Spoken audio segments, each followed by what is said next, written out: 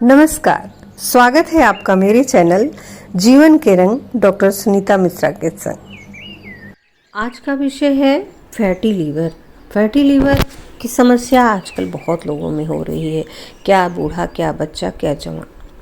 Fatty liver हमारी lifestyle disease होती जा रही है, तो आज हम फैटी लीवर के विषय में बात करेंगे। फैटी लीवर एक चिकित्सीय स्थिति है जिसमें धीरे धीरे लीवर में वसा जमा होने लगती है।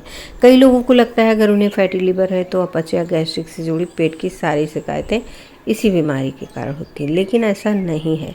फैटी लीवर का मुख्य कारण शराब का सेवन है। इसके अलावा कुछ ऐसी दवाएं भी हैं जिनके सेवन से लीवर में फैट जमा हो जाता है। अब आप कहेंगे मैं तो शराब छूती नहीं है, छूता नहीं, तो इसके अलावा हेपेटाइटिस बी, सी जैसे वायरल संक्रमण से लीवर में समस्या हो सकती है, जिससे लीवर में वसा का निर्माण हो सकता है। आज के दौर में एक नया कारण सामने आया कि जो हमारी जीवन शैली से जुड़ा है। जीवन शैली से जुड़ी बीमारियां जैसे उच्च रक्तचाप, शुगर, मोटापा, रक्त में उच्च कोलेस्ट्रॉल भी इसके कुछ कारण हैं। खून में कोलेस्ट्रॉल धीरे धीरे लीवर में प्रवेश करता है और फैटी लीवर का कारण बनता है।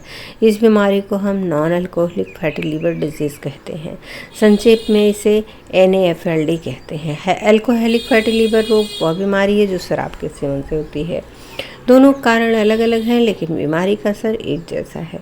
अगला सवाल यह है कि ये फैटी लीवर मानव शरीर के लिए हानिकारक है।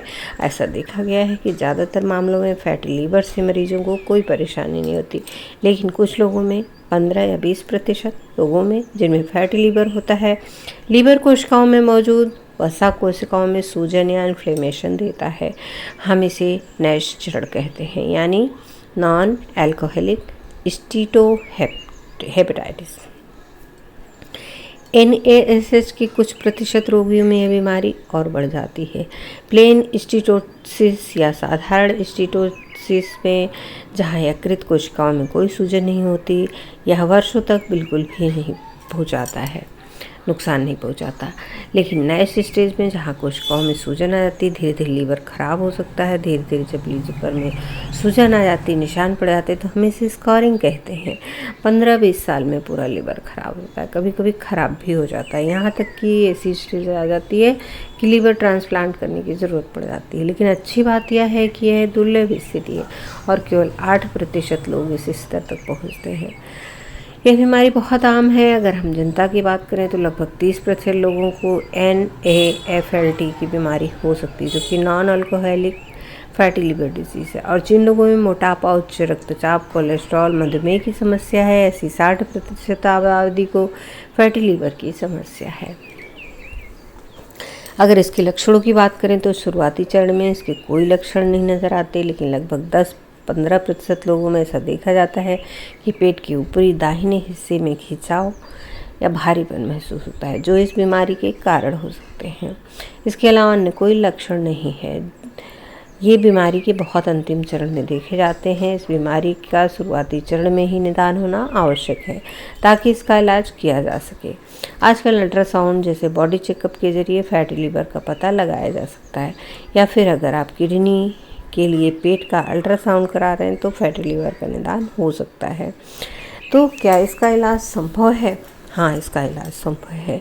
जैसा कि हम जानते हैं एक जीवन शैली से संबंधित बीमारी है, इसलिए जो बीमारियां इसका कारण बन रही हैं, यदि हम उन्हें ठीक से नियंत्रित करते हैं, जैसे कि यदि हम मोटापा, BP, शर्करा स्तर को नियंत्रित करते हैं तो सामान्य है, और यदि हम रक्त में कोलेस्ट्रॉल की मात्रा को नियंत्रित करते हैं तो हम इस बीमारी को रोक सकते हैं।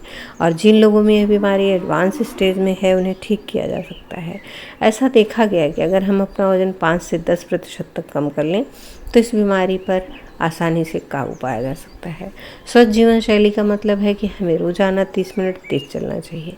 हमें अपने खान पान की आदतों में बदलाव करना चाहिए।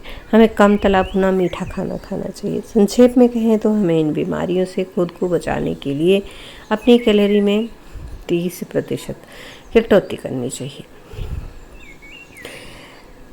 संक्षेप में कहें तो यह जीवन शैली से संबंधित बीमारी, अगर हम अन्य सभी बीमारियों पर नियंत्रण रखें, स्वस्थ जीवन शैली अपनाएं, तो निश्चित ही हम इस बीमारी से बच सकते हैं।